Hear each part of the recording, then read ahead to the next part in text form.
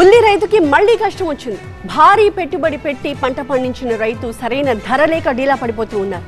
కొంతమంది రైతులైతే కనీసం పంటని మార్కెట్కి కూడా తీసుకువెళ్లకుండా పశువుల్ని మేపుతున్నారు.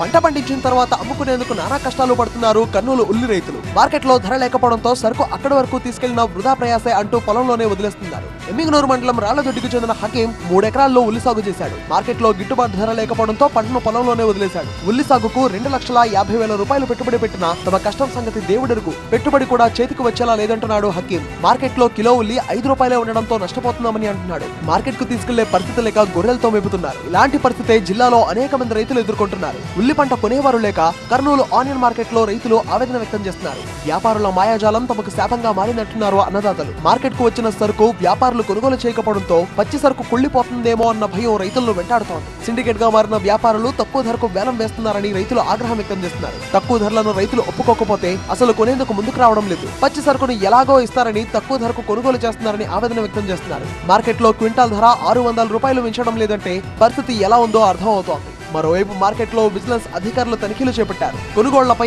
ఆరా తీశారు.